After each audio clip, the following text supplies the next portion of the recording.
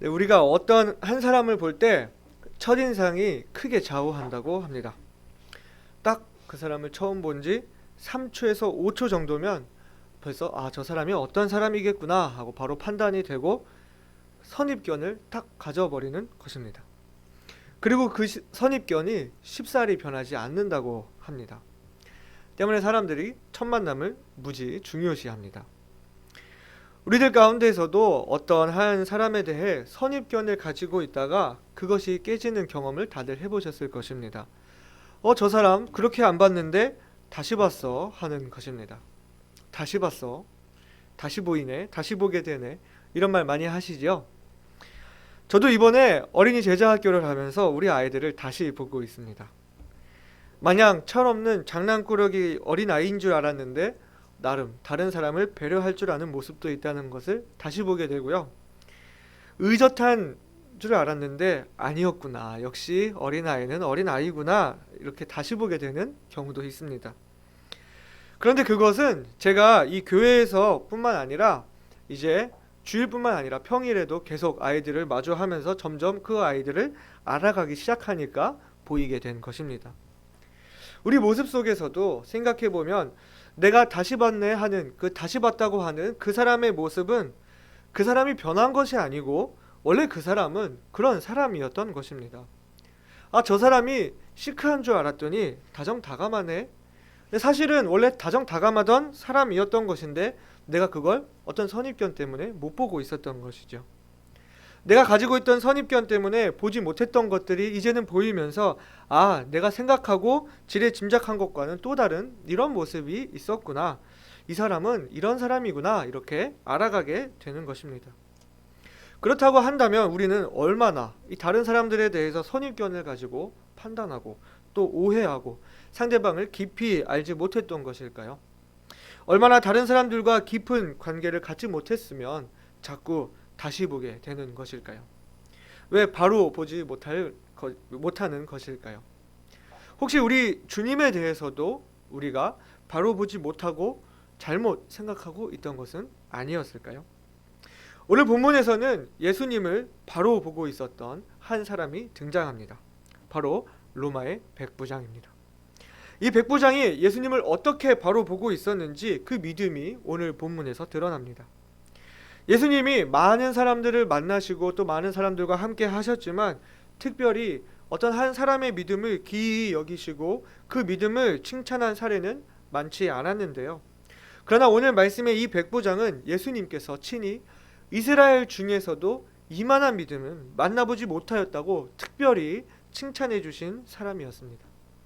도대체 이 백부장의 믿음은 어떤 믿음이었기에 예수님의 칭찬을 받을 수 있었던 것일까요? 이만한 믿음은 만나지 못하였다고 예수님께서 친히 말씀해 주신 그 귀한 믿음은 어떤 믿음일까요? 오늘은 이 백부장의 믿음을 살펴보면서 우리가 예수님의 칭찬을 받을 수 있는 그 위대한 믿음을 가지려면 어떻게 해야 하는지 함께 교훈을 나누기를 원합니다. 첫 번째로는 자신을 바로 볼 줄 아는 믿음을 갖자는 것입니다. 예수님이 칭찬하시는 귀한 믿음은 자신을 바로 볼 줄 아는 데서부터 시작됩니다. 내가 어떤 사람인지 먼저 알아야 한다는 것입니다.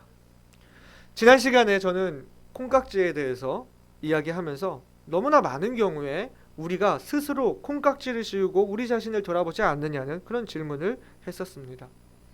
우리는 우리 자신을 너무 옳게 여기는 경향이 있다고 말했습니다. 오늘 본문의 백부장은 어떤 사람이었을까요? 오늘 본문을 보시게 되면 한 백부장이 있었고 또 그 백부장에게는 사랑하는 종이 있었는데 그 종은 병이 들어 죽게 된 지경이었다고 이야기하고 있습니다. 그런데 백부장이 예수님의 소문을 듣고 유대인의 장로 몇을 보내서 예수님께 자기 종을 구원해 달라고 요청했다고 말씀하고 있습니다. 백부장이라고 하면 말 그대로 100명의 부하를 두고 있는 장수입니다. 오늘 우리나라 군으로 말할 것 같으면 전방의 중대장 정도 되는 간부입니다. 그러나 그 시대에 백부장이라고 하면 오늘날보다도 더 사회적으로 더 높은 지위에 있는 사람이었겠죠. 당연히 이방인이었을 것이고요. 오늘 본문에서도 예수님께서 이스라엘 중에서 이만한 믿음을 보지 못하였다. 그 예수님 말씀을 통해서 이 사람이 이방인이라는 것을 우리가 유추할 수 있습니다. 먼저 이 백부장은 자기 종을 사랑한다고 했습니다. 자신의 부하를 사랑할 정도로 아끼는 덕망 있는 지휘관이었던 것 같습니다. 그런데 보시면 유대인의 장로들이 이 로마 백부장의 부탁을 듣고 예수님께 가서 청원을 합니다.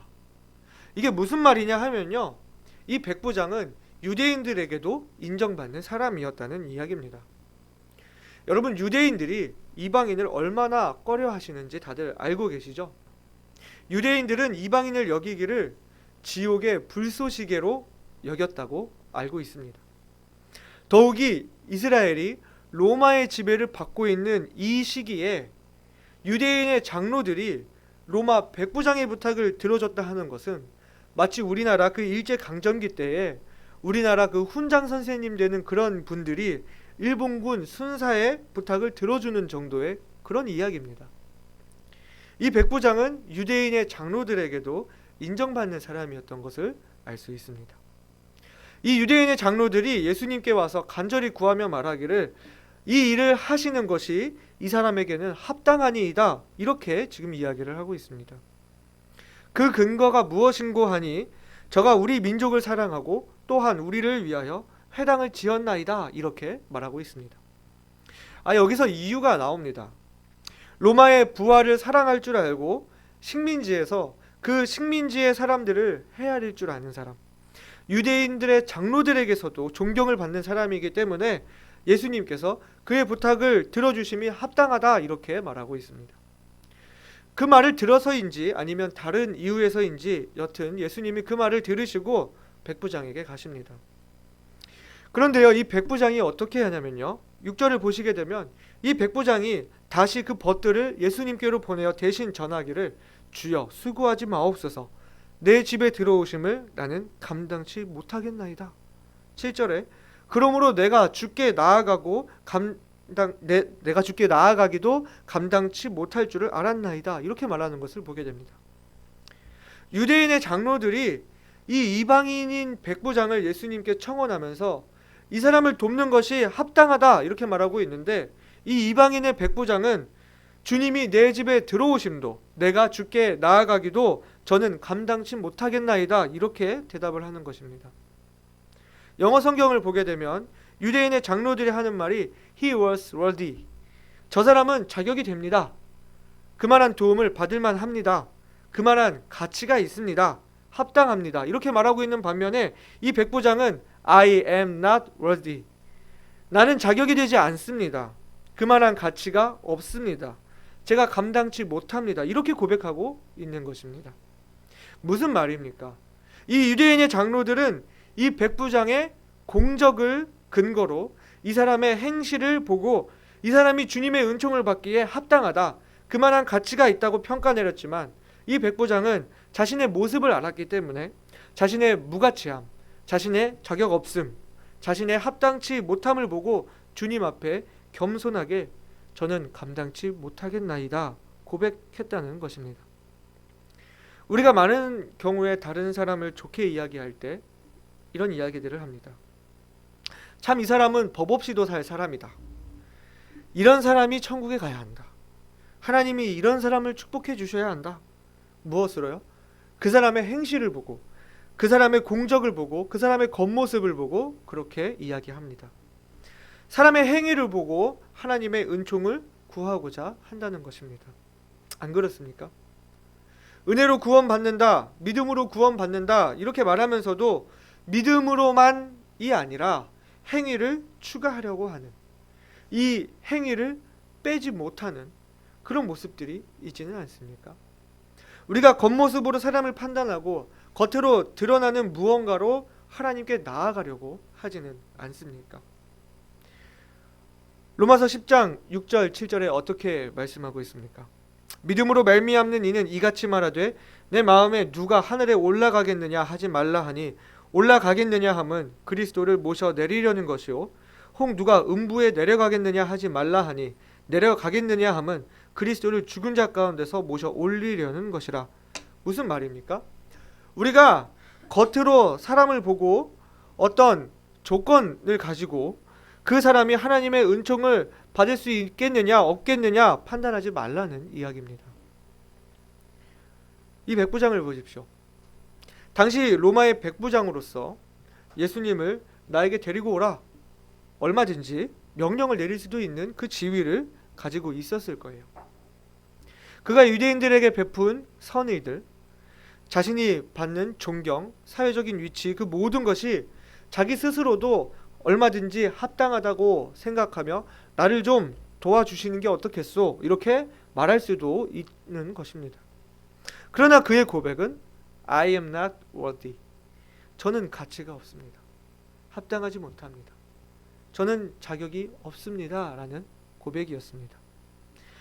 하나님이신 예수님 그분 앞에 자신을 비추어 보고 자신의 마음이 악할 뿐인 죄임을 보게 되었을 때 자신의 모든 의롭다 여겨지는 그 행위가 주님 앞에 아무런 가치가 없음을 보게 되었을 때 스스로 자신이 주님의 은총을 받기에 어떠한 자격 요건도 갖추지 않았다는 것을 알게 될 때에 나올 수 있는 반응이 저는 감당치 못하겠나이다 하는 고백인 것입니다. 그것은 우리가 구원을 받기 위해서도 마찬가지이지만 여전히 구원받은 그리스도인으로 살아가면서도 가져야 하는 자기 부인의 모습, 자기 부인의 고백입니다. 설교를 준비하면서 제가 요즘 듣고 있는 한 찬양 가사가 제 마음에 많이 맴돌았는데요. 끝이라고 생각했던 그곳에서 시작되네 라는 가사입니다. 우리 그리스도인의 믿음은 어떤 믿음입니까? 자신의 속을 들여다보는 믿음입니다. 다른 사람들은 겉모습을 보고 판단하고 가치 있다고 여기고 칭찬할지라도 스스로의 모습을 보고 자신의 무가치함, 자격 없음, 합당치 못함, 끝이라고 생각되는 그 절망과 같은 그 자리, 자신의 나약함을 인정하고 자신이 주님 앞에 죄인임을 고백하는 그 자리에서 자격 없는 나에게 주어지는 그 끝없는 사랑, 아무런 값없이 받는 과분한 사랑, 놀라운 주님의 은혜와 사랑을 깨닫기 시작합니다. 항상 기뻐하라, 쉬지 말고 기도하라, 범사에 감사하라, 이는 그리스도 예수 안에서 너희를 향하신 하나님의 뜻이니라, 이렇게 말씀했는데 우리가 어떻게 기뻐할 수 있습니까? 어떻게 항상 기뻐하고 어떻게 범사에 감사할 수 있습니까? 철저히 주님 앞에 무너지는 그 자리에서 주님 앞에 죄인됨을 인정하고 굴복하는 그 곳에서 거기서부터 영원한 기쁨은 시작됩니다. 끝없는 감사가 시작됩니다. 진정한 찬양과 온전한 예배가 시작됩니다. 우리 믿음 생활이 바로 그곳에서부터 시작되는 것입니다. 철저히 내가 무너지지 않으면, 철저히 내가 주님 앞에 죄인됨을 인정하지 않으면 시작될 수 없습니다. 디도서 3장 5절은 어떻게 말씀하고 있습니까? 우리를 구원하시되 우리의 행한 바 의로운 행위로 말미암지 아니하고 오직 그의 긍휼하심을 쫓아 중생의 씻음과 성령의 새롭게 하심으로 하셨나니 말씀하고 있습니다. 우리의 행위, 우리의 조건, 우리의 자격이 아닌 오직 그의 긍휼하심으로, 그 긍휼하신 사랑, 중생의 씻음과 성령의 새롭게 하심은 내가 먼저 나 자신을 바라보는 데에서부터 시작하는 것입니다. 혹시나 우리 안에 구원받았다고 하면서도 주님의 은혜를 이야기하면서도 겉으로 보여지는 어떤 행실이나 어떤 조건을 가지고 하나님께 나아가려고 하는 그런 마음들이 우리에게 있었다면 주님 앞에 자신을 내려놓고 자기 의를 버릴 수 있는 저와 여러분이 되시기를 바랍니다. 두 번째로는요, 주님을 바로 볼 줄 아는 믿음을 가져야 한다는 것입니다. 우리가 주님이 어떤 분이신지 주님을 바로 보게 될 때에 나 자신이 어떤 사람인지 바로 볼 수 있습니다. 또한 나 자신이 어떤 사람인지 바로 보고 철저히 낮아질 때 비로소 우리 주님이 어떤 분이신지 알 수 있게 됩니다. 이것은 동시적으로 이루어지는 것입니다. 나 자신의 무익함을 보고 주님을 보게 되고 주님을 알게 되고 주님을 의지하게 되고 주님을 깨닫게 되고 그러한 주님을 보면서 다시 한번 내 자신을 확인하게 되고 반복되면서 그렇게 우리의 믿음이 단단해지는 것입니다. 오늘 본문의 백부장은 주님이 어떤 분인지를 알았던 사람입니다. 그렇기 때문에 주님 앞에 자신이 나아가기도 감당치 못함을 알았노라 이렇게 고백하고 있습니다. 오늘 본문 말씀 우리 6절부터 8절 다 같이 다시 한번 읽어볼까요? 6절부터 8절입니다. 예수께서 함께 가실새 이에 그 집이 멀지 아니하여 이 벗들을 보내어 가로되 주여 수고하시지 마옵소서 내 집에 들어오심을 나는 감당치 못하겠나이다. 그러므로 내가 주께 나아가기도 감당치 못할 줄을 알았나이다. 말씀만 하사 내 하인을 낫게 하소서. 저도 남의 수하에 든 사람이요 제 아래에도 군병이 있으니 이더러 가라 하면 가고 저더러 오라 하면 오고 제 종더러 이것을 하라 하면 하나이다. 아멘. 먼저 백부장은 주님을 부를 때 주여, 주님이라고 예수님을 부르는 것을 볼 때 예수님을 주로 시인하는 믿음을 가진 것을 볼 수 있습니다. 또한 8절에서 저도 남의 수하에 든 사람이요 제 아래에도 군병이 있으니 이더러 가라 하면 가고 저더러 오라 하면 오고 제 종더러 이것을 하라 하면 하나이다. 그 말 속에서 저도 남의 수하에 든 사람이요, 그 저도라는 말을 여러분 유심해서 관찰해 보시기 바랍니다. 저도 남의 수하 아래에 있는 사람이다 이렇게 말한다는 것은 나 아닌 다른 사람도, 나 아닌 누군가도, 나 아닌 당신도, 당신처럼 저도, 여기서 말하는 그 누군가는 바로 예수님도 누군가의 수하에 있는 사람이라는 것. 그런데 그분이 말씀만 하셔도 내 하인이 나을 거라는 것을 이야기합니다. 병든 사람을 고치시는 그 예수님의 기적에 대한 소문을 이 사람이 들었고, 그분이 하늘로부터 내려오신 하나님의 권위를 가지신 분, 하나님의 수하 아래 그 권위를 가지고 이 땅에 오신 분이라는 것을 이가 알았다는 것입니다. 유대인의 장로들과 다시 한번 비교되는 것을 볼 수 있습니다. 유대인의 장로들이 예수님을 찾아오기를 이 사람이 우리 민족을 사랑하고 우리를 위해 회당을 지은 사람이니 이 사람을 도와주십시오 하는 그 요청에는 그저 예수님이 병자들을 치료하는 사람, 어떤 선지자가 될까 하는 그 정도, 예수님 그분이 어떤 분인지 제대로 알지 못하고 예수님을 찾았다는 것이지만, 이 백부장의 주님께 대한 고백은 예수님 그분은 하나님의 아들로서 내가 감히 만나뵐 수 없는 존귀한 분, 그러한 하늘의 권위를 가지고 계신 분으로 알고 있었다는 것을 말해줍니다. 이것은 우리가 전에 함께 나누었던 누가복음 5장에서 베드로가 예수님의 말씀에 의지하여 물고기를 낚고 나서 그분의 신성을 보게 되었을 때 예수님께 주여 나를 떠나소서 나는 죄인이로소이다 고백한 것과 같은 것입니다. 한 사람이 주님의 거룩하심을 보고 자신의 죄인됨을 깨달을 때 나오는 반응인 것입니다. 그러므로 내가 주께 나아가기도 감당치 못할 줄을 알았나이다. 말씀만 하사 내 하인을 낫게 하소서. 저도 남의 수하에 든 사람이요 그분의 권위를 인정하고 그분 앞에 겸손한 마음을 보였던 것입니다. 단순히 그가 이방인이었기 때문에 유대인인 예수님이 자신을 찾아오는 것이 결례가 되기 때문에 존중하면서 사양하는 것이 아니라 자세히든 몰라도 그분이 하나님의 권위를 가지고 계신 분이라는 것, 그렇기 때문에 자신이 감히 만나뵐 수 없는 이 죄인된 내가 감히 찾아뵐 수 없는 그런 분이라는 고백입니다.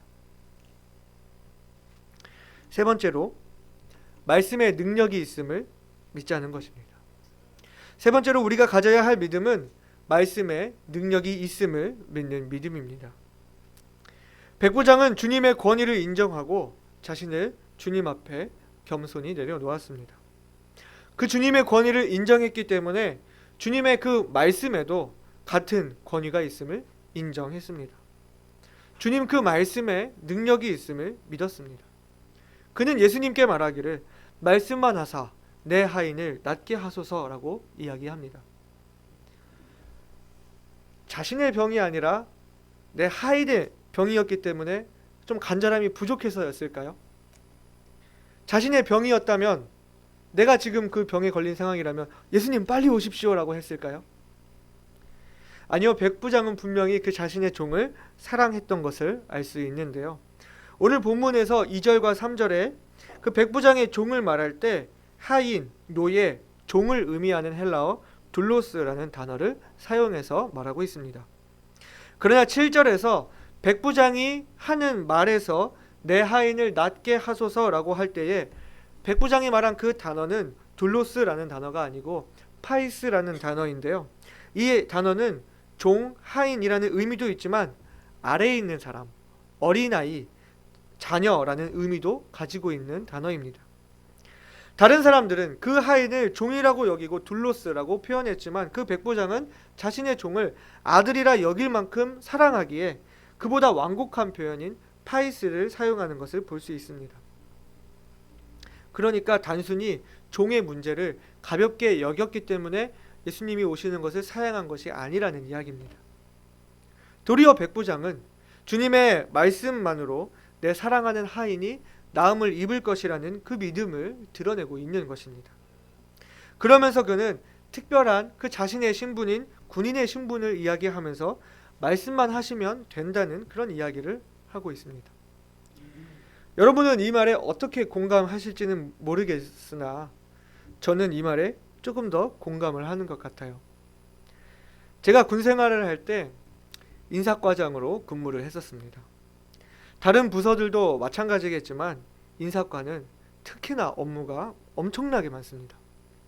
365일 중에 정말로 한 330일을 야근을 했습니다. 업무가 워낙 많다 보니 제 나름대로 업무의 중요도에 따라서 또 긴급성에 따라서 우선 순위를 두고 업무를 합니다.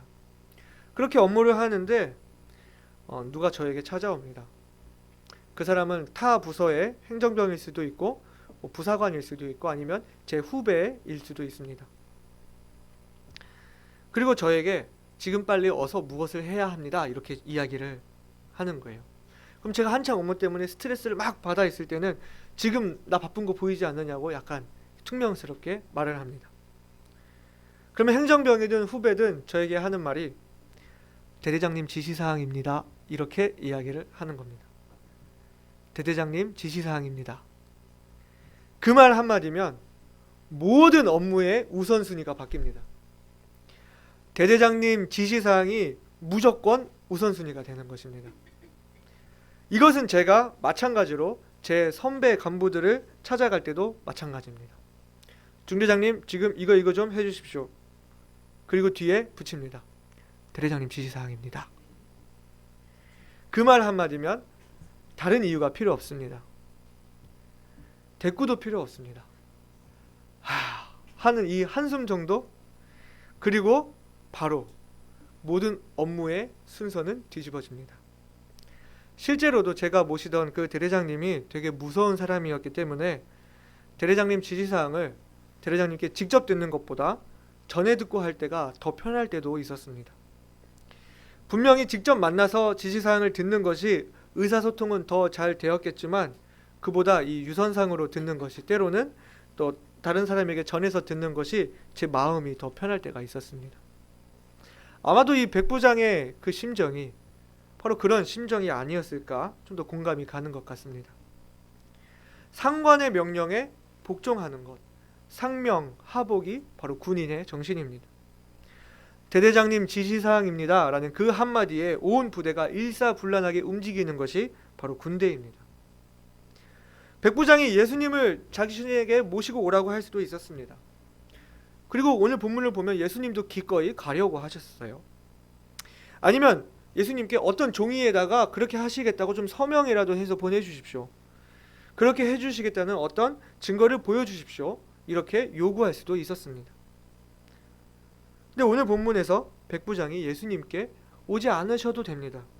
말씀만 하시면 됩니다. 라고 했을 때 백부장의 마음에는 예수님에 대한 깊은 존경과 두려움, 그분의 권위를 알았을 때 가지는 경외감을 가졌을 것입니다. 그 백부장은 주님의 권위와 또한 그 말씀의 능력이 있음을 알고 믿었기 때문에 예수님을 직접 만나지 않고서도 그분의 능력을 의지하고 말씀만 하십시오. 지시만 내려주십시오. 말씀만 하셔도 충분합니다 하는 그러한 고백을 할 수 있었습니다. 바로 우리에게 이러한 같은 믿음이 있기를 소망합니다. 지혜자매님이 어제 카톡에 말씀을 올려주셨어요. 히브리서 4장 12절이었습니다. 하나님의 말씀은 살았고 운동력이 있어 좌우의 날선 어떤 검보다도 예리하여 혼과 영과 및 관절과 골수를 찔러 쪼개기까지 하며 또 마음의 생각과 뜻을 감찰하나니 라고 했습니다. 여러분, 주님의 말씀은 실제로 능력이 있습니다. 주님 그 말씀에 우리 주님과 동일한 권위가 있습니다. 그리고 이 10절에서 사람들이 집으로 돌아갔을 때 그 종이 이미 강건하여졌더라 이렇게 말씀하고 있습니다. 이 백부장은 지금 집에서 아직 예수님을 만나지 않았고 예수님을 보지 못했지만 집에서 그 종이 낫게 되는 것을 눈으로 보면서 내가 보낸 친구들이 예수님께 전달을 했구나. 그래서 예수님께서 그 자리에서 말씀을 하셨구나. 주님이 말씀만 하시면 내 종이 나을 것이다 그렇게 믿고 보냈지만 실제로 그분의 말씀에 능력이 있구나, 정말로 그러하구나 하는 것을 보게 되었을 것입니다. 말씀을 정리하겠습니다. 사랑하는 성도 여러분, 우리에게 이런 백부장과 같은 믿음이 필요합니다. 여러분은 주님을 어떻게 믿으십니까? 주님을 바로 보고 계십니까? 오늘날 많은 사람들이 주님을 오해합니다. 주님을 만나기 위해 어떤 자격을 갖추어야 할 것으로 생각하고 인간적인 열심과 노력으로 주님을 만나려 합니다.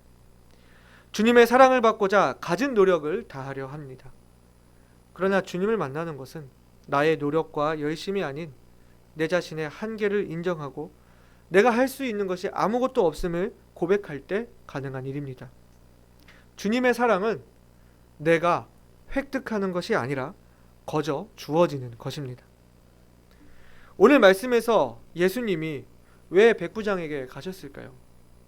그 장로들의 말대로 백부장이 주님의 은혜를 받기에 합당했기 때문에, 도움을 얻을 만한 자격이 충분했기 때문에 예수님께서 그 백부장을 만나러 가셨을까요? 그것과 상관없이 주님은 당신을 찾는 모든 이들에게 다가가시고 그 사랑을 거저 주시는 분이십니다. 얼마나 큰 은혜입니까? 이것을 사람들이 모르고 있기 때문에 계속 주님께 무언가를 요구합니다. 뭔가 더 확실한 것, 일반적으로 일어나지 않는 기이한 일들, 신비한 체험들, 환상, 꿈, 방언이라든지 성령의 은사라든지 주님의 은혜를 구한다고 하면서 주님이 주시는 말씀으로 만족하지 않고 말씀 아닌 다른 뭔가 신기한 것들을 구하려고 하는 모습들이 있습니다.